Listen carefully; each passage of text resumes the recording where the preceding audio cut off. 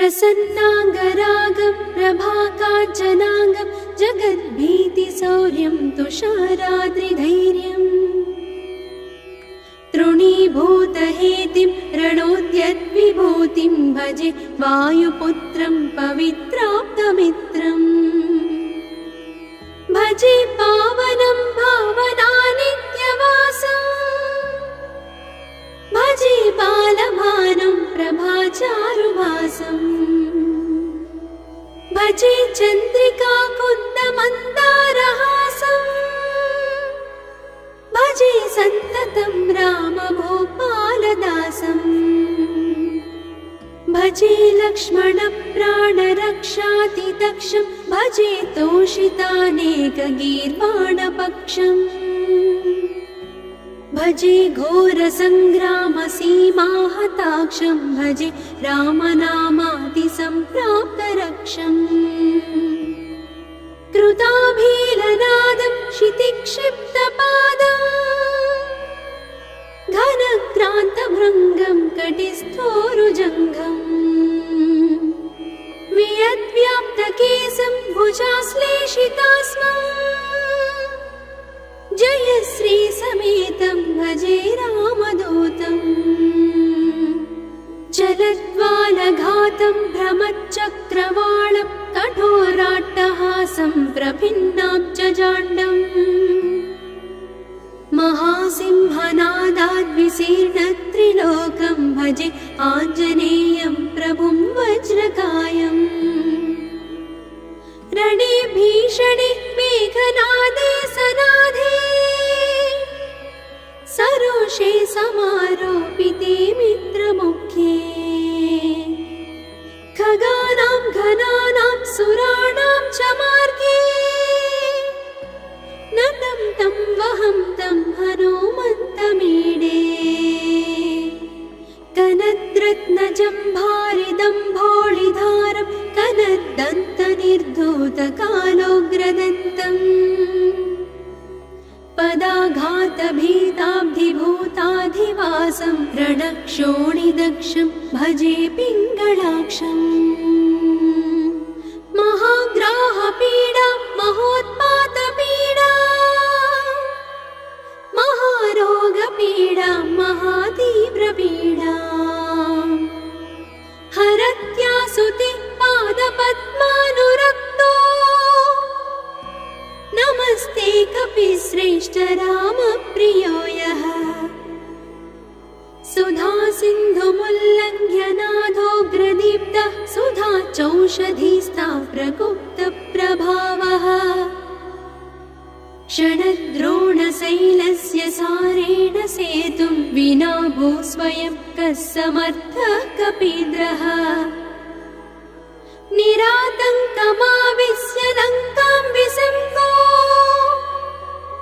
भवानेव सीतातिशोकापहारी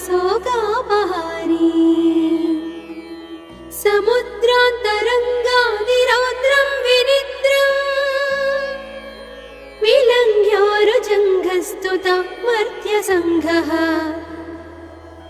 रमानाथ रामः क्षमानाथ रामः अशोकेन शोकं विहाय प्रहर्षम् वनान्तर्घनं जीवनं दानवानं विपाट्य प्रहर्षात् हनूमान् त्वमेव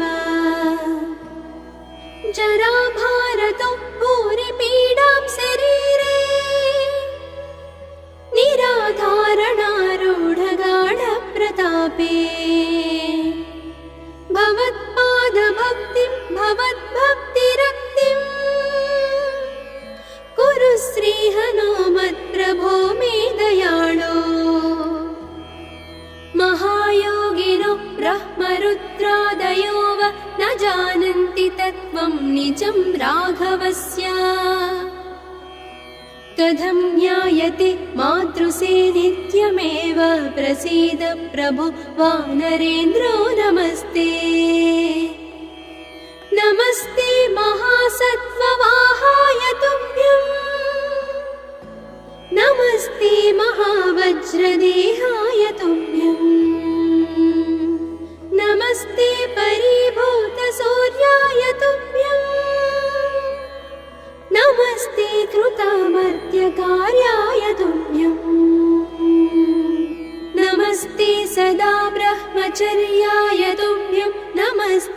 सदा वायुपुत्राय तुभ्यम् नमस्ते सदा पिङ्गळाक्षाय तुभ्यं नमस्ते सदा रामभक्ताय तुभ्यम् हनुमद्भुजङ्गप्रयातं प्रभाते प्रदोषेऽपि वाचार्थरात्रेऽपि मर्त्यः पठन्नस्नतोऽपि प्रमुक्ताघजालः सदा सर्वदा रामभक्तिं प्रयाति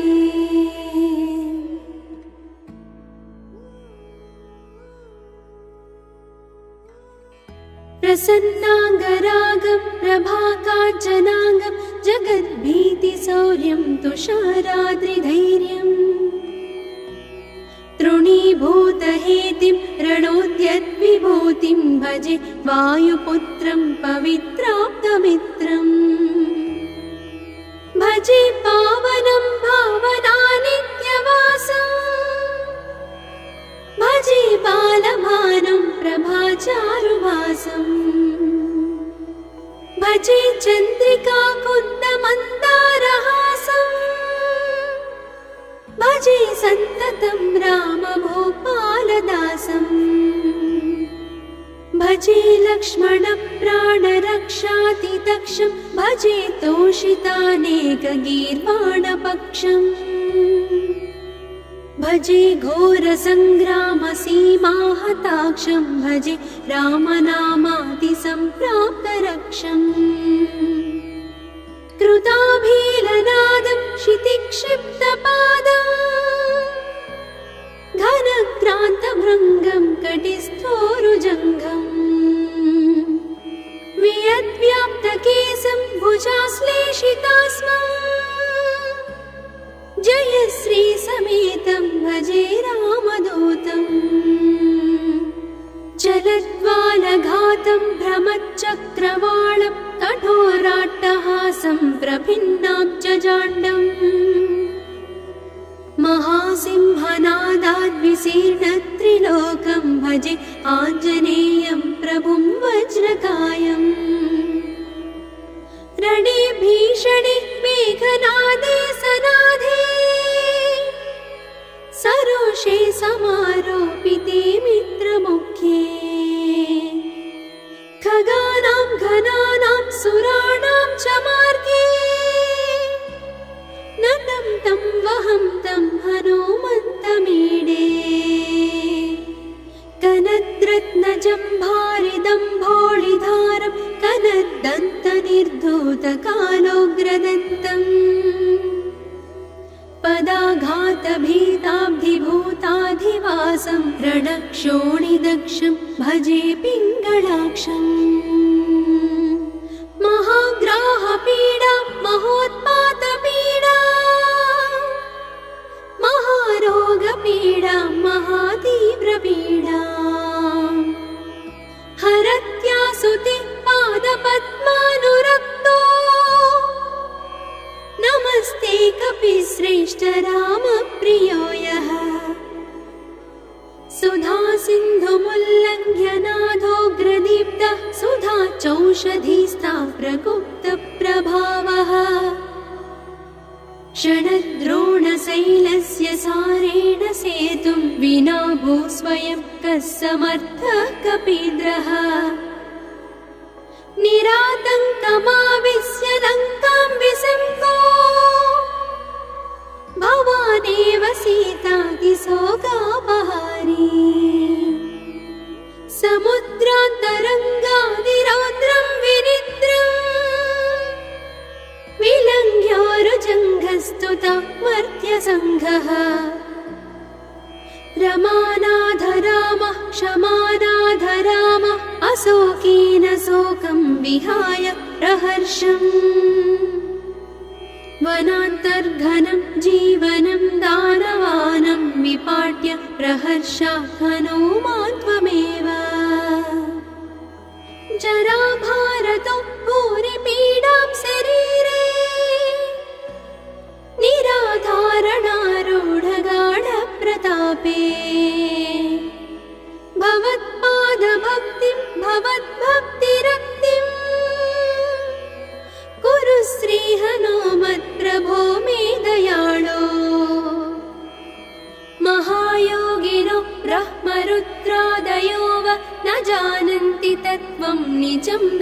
राघवस्य कथं ज्ञायते मातृसे नित्यमेव प्रसीद प्रभु वानरेन्द्रो नमस्ते नमस्ते महासत्त्ववाहाय तुभ्यं नमस्ते महावज्रदेहाय तुभ्यं नमस्ते परिभूतसूर्याय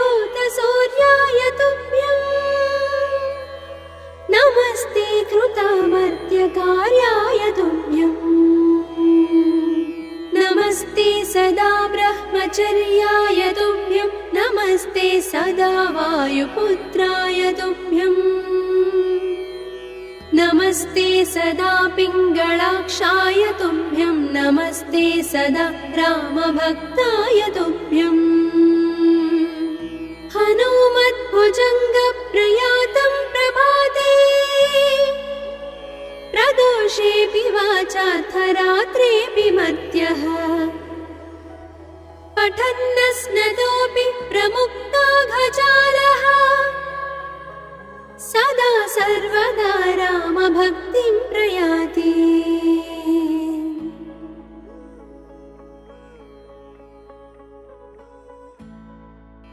प्रसन्नाङ्गरागं प्रभाकाञ्चनाङ्गं जगद्भीतिशौर्यं तुषाराद्रिधैर्यं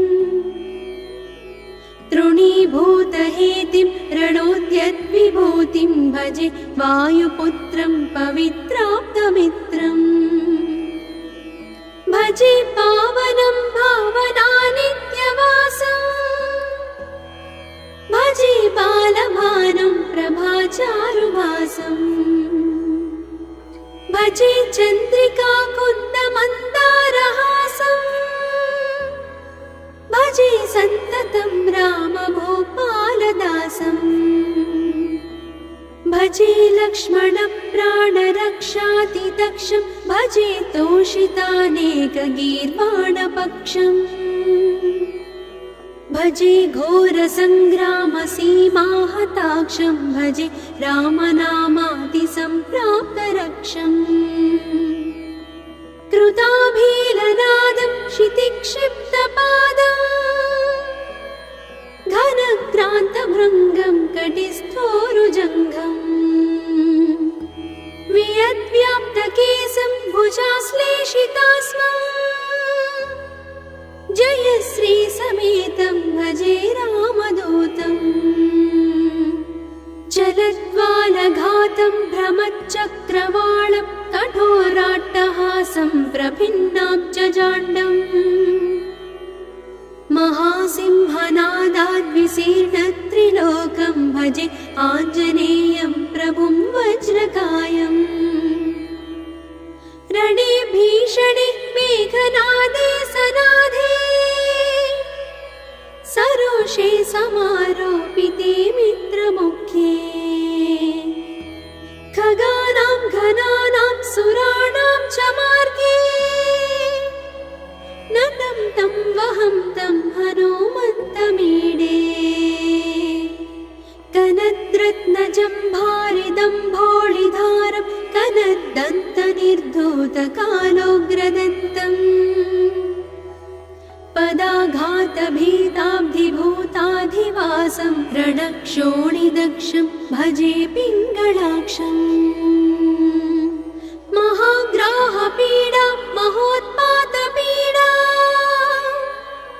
महारोगपीडा महातीव्रपीडा हरत्यासुति पादपद्मानुरक्तो नमस्ते कपिश्रेष्ठ रामप्रियो यः सुधा सिन्धुमुल्लङ्घ्यनाथोग्रदीप्तः सुधा चौषधीस्ता प्रकुप्तप्रभावः षडद्रोणशैलस्य सारेण सेतुं विना भूस्वयं कः समर्थः कपीन्द्रः निरातङ्कमाविश्य लङ्कां विसम्पो भवानेव सीतातिशोकापहारी समुद्रान्तरङ्गादिरौद्रं विनिद्रम् प्रस्तुता मर्त्यसङ्घः रमानाथ रामः क्षमानाथ रामः अशोकेन शोकं विहाय प्रहर्षम् वनान्तर्घनं जीवनं दानवानं विपाट्य प्रहर्षा हनुमान् त्वमेव जराभारतो भूरिपीडां शरीरे निराधारणारूढगाढप्रतापे भवत्पादभक्तिं भवद्भक्तिरक्तिम् कुरु श्रीहनुमत्प्रभो मे दयाळो महायोगिनो ब्रह्मरुद्रादयो वा न जानन्ति तत्त्वं निजं राघवस्य कथं ज्ञायते मातृसे नित्यमेव प्रसीद प्रभु वानरेन्द्रो नमस्ते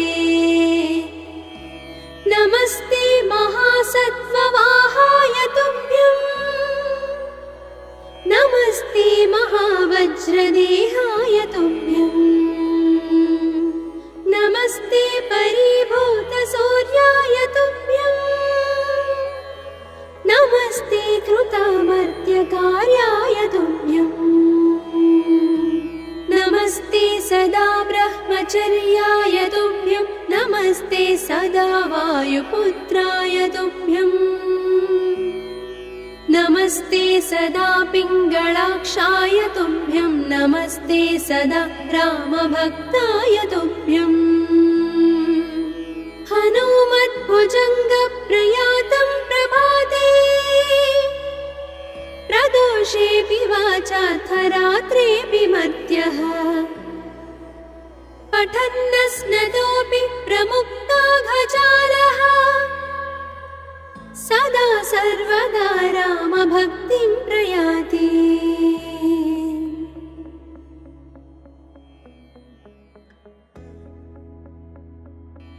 प्रसन्नाङ्गरागं प्रभाकाञ्चनाङ्गं जगद्भीतिशौर्यं तुषाराद्रिधैर्यम्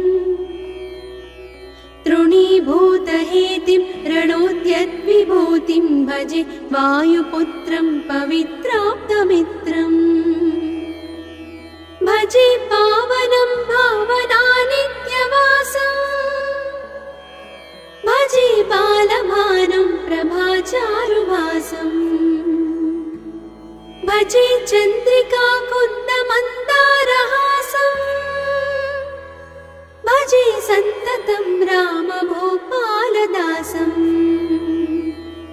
भजे लक्ष्मणप्राणरक्षातिदक्षं भजे तोषितानेकगीर्वाणपक्षम्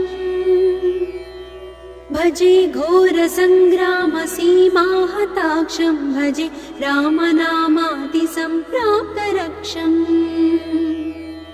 कृताभीलनादं क्षितिक्षिप्तपादम् घनक्रान्तभृङ्गं कटिस्थोरुजङ्घम् वियद्व्याप्तकेशं भुजाश्लेषितास्मम् जयश्रीसमेतं भजे रामदूतम् जलद्वालघातं भ्रमच्चक्रवालं कठोराट्टहासं प्रभिन्नाब्जजाण्डम् महासिंहनादाद्विशीर्णत्रिलोकं भजे आञ्जनेयं प्रभुं वज्रकायम् रणे भीषणे मेघनादे सनाधे सरोषे समारोपिते मित्रमुख्ये खगानां घनानां सुराणां च मार्गे नतं तं वहं तं हनुमन्तमीडे कनद्रत्नजम्भारिदम्भोळिधारं कनद्दन्तनिर्धूतकालोग्रदन्तम् पदाघातभीताब्धिभूताधिवासं रणक्षोणिदक्षं भजे पिङ्गळाक्षम् महाग्राहपीडा महोत्पातपीडा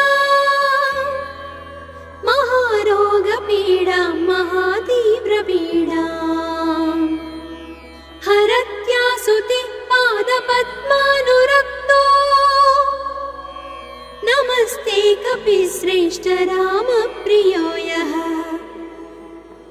सुधा सिन्धुमुल्लङ्घ्य नादोग्रदीप्तः सुधा चौषधीस्था प्रकुप्तप्रभावः षडद्रोणशैलस्य सारेण सेतुं विना भू स्वयं कः समर्थः कपीन्द्रः निरातङ्कमाविश्य लङ्कां विसङ्को भवानेव सीताकिशोकापहारी समुद्रान्तरङ्गादिरौद्रं विनिद्रम् विलङ्घ्योरुजङ्घस्तुता मर्त्यसङ्घः रमानाथ रामः क्षमानाथ रामः अशोकेन शोकं विहाय प्रहर्षम् वनान्तर्घनं जीवनं दानवानं विपाट्य प्रहर्षात् हनूमान् त्वमेव जराभारतो भूरिपीडां शरीरे निराधारणारूढगाढप्रतापे भवत्पादभक्तिं भवद्भक्तिरक्तिम् कुरु श्रीहनुमत्प्रभो मे दयाळो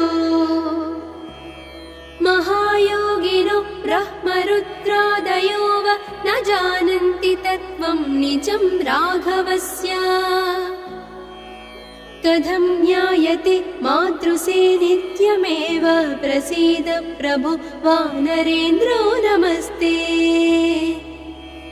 नमस्ते महासत्त्ववाहाय तुभ्यं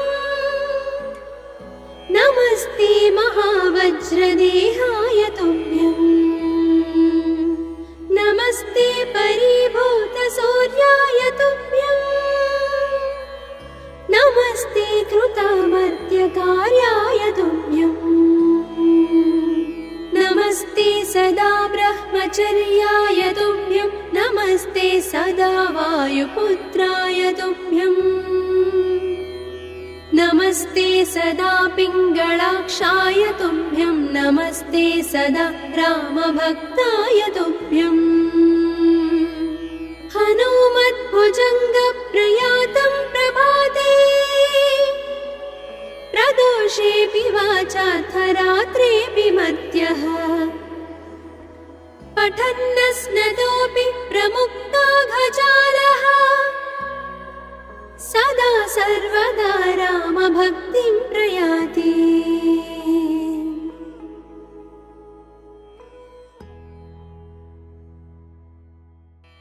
प्रसन्नाङ्गरागं प्रभाकाञ्चनाङ्गं जगद्भीतिशौर्यं तुषाराद्रिधैर्यम् तृणीभूतहेतिं रणोद्यद्विभूतिं भजे वायुपुत्रं पवित्राप्तमित्रम्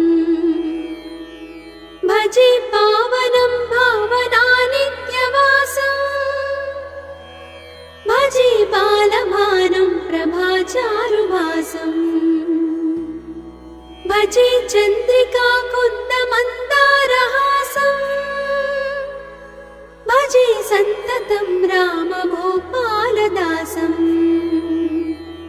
भजे लक्ष्मणप्राणरक्षातिदक्षं भजे तोषितानेकगीर्वाणपक्षम् भजे घोरसङ्ग्रामसीमाहताक्षं भजे रामनामातिसम्प्राप्तरक्षम् कृताभीलनादं क्षितिक्षिप्तपादम्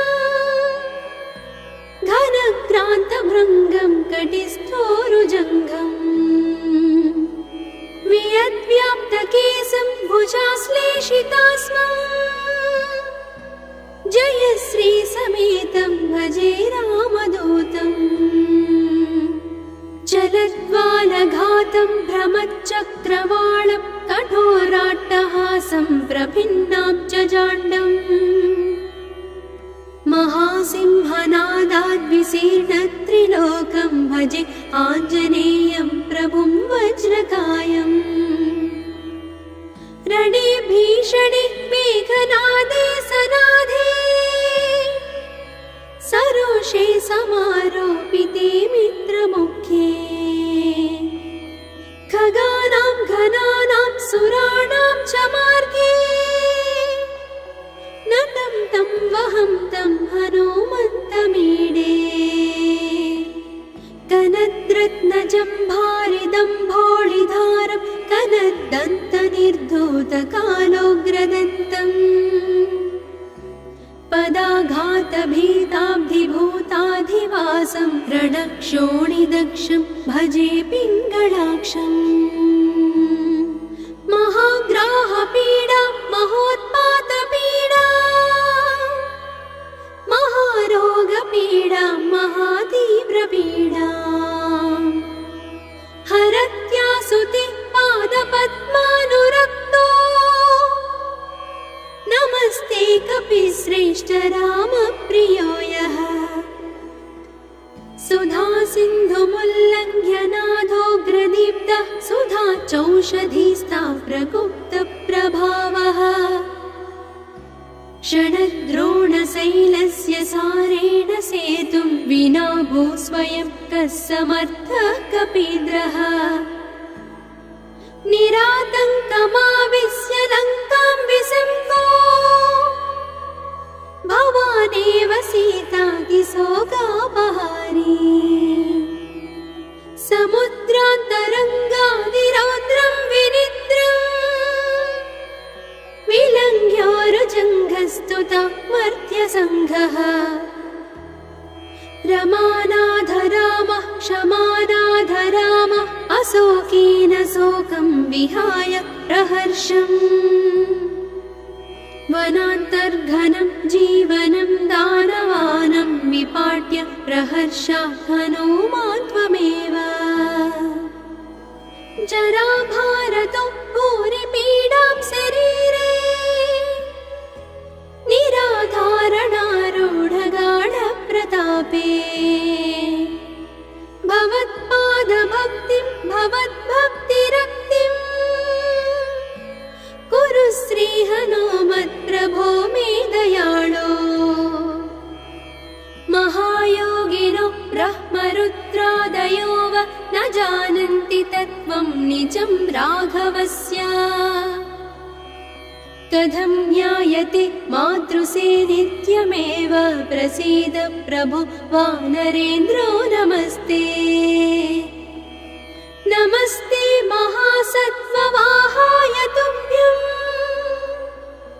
नमस्ते महावज्रदेहाय तुभ्यं नमस्ते परिभूतसूर्याय तुभ्यं नमस्ते कृतामर्त्यकार्याय तुभ्यं नमस्ते सदा ब्रह्मचर्याय तुभ्यं नमस्ते सदा वायुपुत्राय तुभ्यं नमस्ते सदा पिङ्गळाक्षाय तुभ्यं नमस्ते सदा रामभक्ताय तुभ्यं हनुमद्भुजङ्गप्रयातं प्रभाते प्रदोषेऽपि वाचार्थरात्रेऽपि मर्त्यः पठन्नस्नतोऽपि प्रमुक्ताघजालः सदा सर्वदा रामभक्तिं प्रयाति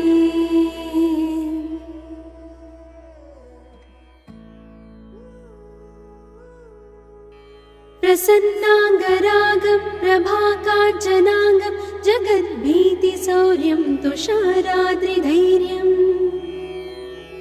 तृणीभूतहेतिं रणोद्यद्विभूतिं भजे वायुपुत्रं पवित्राप्तमित्रम्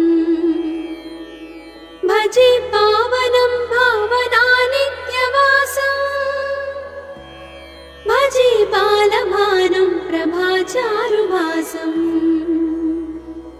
भजे चन्द्रिका कुन्दमन्दारहासम् भजे सन्ततं रामभूपालदासम् भजे लक्ष्मणप्राणरक्षातिदक्षं भजे तोषितानेकगीर्वाणपक्षम् भजे घोरसङ्ग्रामसीमाहताक्षं भजे रामनामातिसम्प्राप्तरक्षम् कृताभीलनादं क्षितिक्षिप्तपादम् घनक्रान्तभृङ्गं कटिस्थोरुजङ्घम् वियद्व्याप्तकेशं भुजाश्लेषितास्मम् जयश्रीसमेतं भजे रामदूतम् जलद्वालघातं भ्रमच्चक्रवालं कठोराट्टहासं प्रभिन्नाब्जजाण्डम्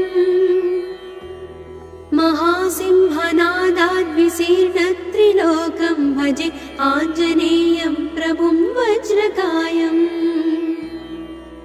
रणे भीषणे मेघनादे सनाधे सरोषे समारोपिते मित्रमुख्ये खगानां घनानां सुराणां च मार्गे नतं तं वहं तं हनुमन्तमीडे कनद्रत्नजम्भारिदम्भोळिधारं कनद्दन्तनिर्धूतकालोग्रदन्तम् पदाघातभीताब्धिभूताधिवासं रणक्षोणिदक्षं भजे पिङ्गळाक्षम् महाग्राहपीडा महोत्पातपीडा महारोगपीडा महातीव्रपीडा हरत्यासुति पादपद्मानुरक्तो नमस्ते कपिश्रेष्ठ रामप्रियो यः सुधा सिन्धुमुल्लङ्घ्य नाथोग्रदीप्तः सुधा चौषधीस्था प्रकुप्तप्रभावः षडद्रोणशैलस्य सारेण सेतुं विना भूस्वयं कः समर्थः कपीन्द्रः निरातङ्कमाविश्य लङ्कां विसङ्को भवानेव सीतातिशोकापहारी समुद्रान्तरङ्गादिरौद्रं विनिद्रम् विलङ्घ्योरुजङ्घस्तुता मर्त्यसङ्घः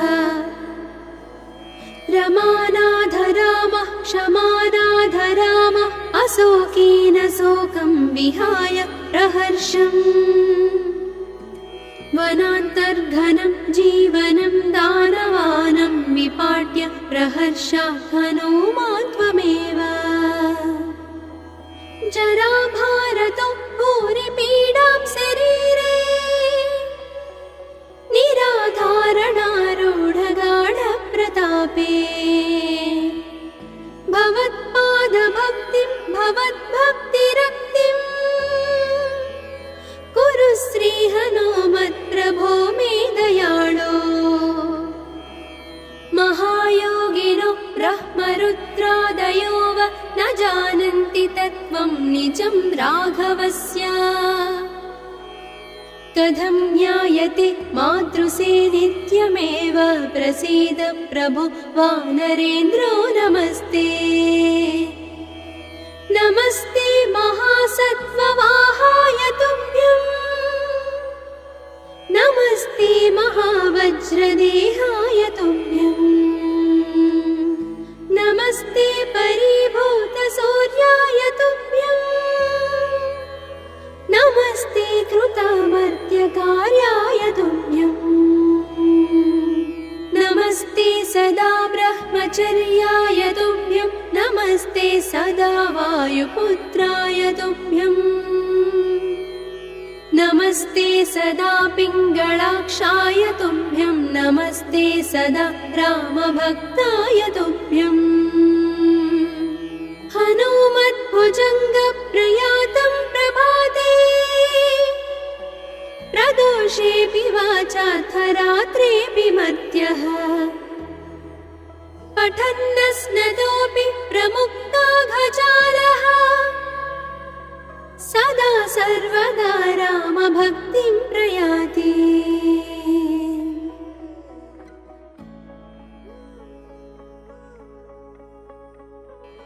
प्रसन्नाङ्गरागं प्रभाकाञ्चनाङ्गं जगद्भीतिशौर्यं तुषाराद्रिधैर्यम् तृणीभूतहेतिं रणोद्यद्विभूतिं भजे वायुपुत्रं पवित्राप्तमित्रम्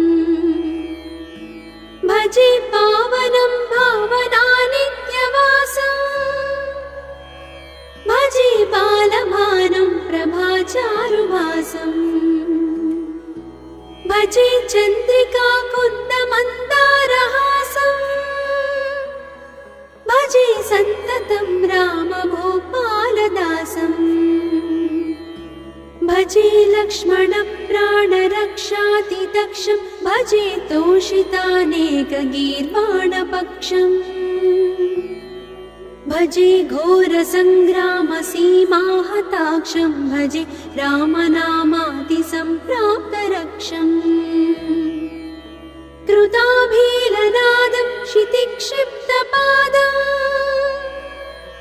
घनक्रान्तभृङ्गं कटिस्थोरुजङ्घम् वियद्व्याप्तकेशं भुजाश्लेषितास्मम् जयश्री समेतं भजे रामदूतम् चलद्वालघातं भ्रमच्चक्रवालं कठोराट्टहासं प्रभिन्नाब्जजाण्डम् महासिंहनादाद्विशीर्णत्रिलोकं भजे आञ्जनेयं प्रभुं वज्रकायम् रणे भीषणे मेघनादे सनाधे सरोषे समारोपिते मित्रमुख्ये खगानां घनानां सुराणां च मार्गे नतं तं वहं तं हनुमन्तमीडे कनद्रत्नजम्भारिदम्भोळिधारं कनद्दन्तनिर्धूतकालोग्रदन्तम् पदाघातभीताब्धिभूताधिवासं रणक्षोणिदक्षं भजे पिङ्गळाक्षम् महाग्राहपीडा महोत्पातपीडा महारोगपीडा महातीव्रपीडा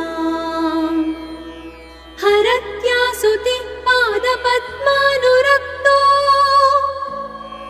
नमस्ते कपिश्रेष्ठ रामप्रियो यः सुधा सिन्धुमुल्लङ्घ्य नाथोग्रदीप्तः सुधा चौषधीस्था प्रकुप्तप्रभावः षडद्रोणशैलस्य सारेण सेतुं विना भूस्वयं कः समर्थः कपीन्द्रः निरातङ्कमाविश्य लङ्कां विसङ्को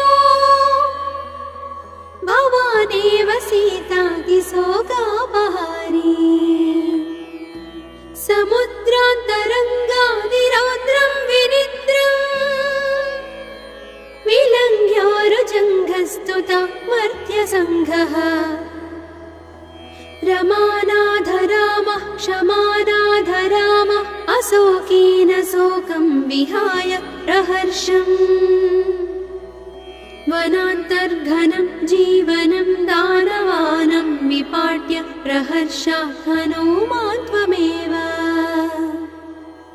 जराभारतो भूरिपीडां शरीरे निराधारणारूढगाढप्रतापे भवत्पादभक्तिं भवद्भक्तिरक्तिम् कुरु श्रीहनुमत्प्रभो मे दयाळो महायोगिनो ब्रह्मरुद्रादयो वा न जानन्ति तत्त्वं निजं राघवस्य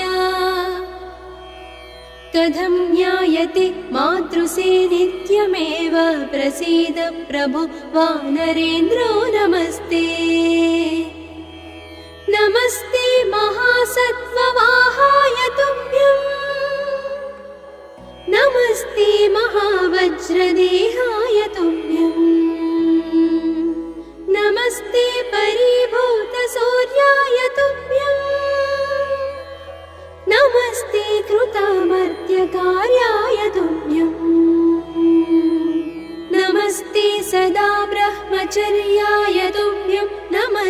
सदा वायुपुत्राय तुभ्यम् नमस्ते सदा पिङ्गळाक्षाय तुभ्यं नमस्ते सदा रामभक्ताय तुभ्यम् हनुमद्भुजङ्गप्रयातं प्रभाते प्रदोषेऽपि वाचार्थरात्रेऽपि मध्यः पठन्नस्नतोऽपि प्रमुक्ताघजालः सदा सर्वदा रामभक्तिं प्रयाति।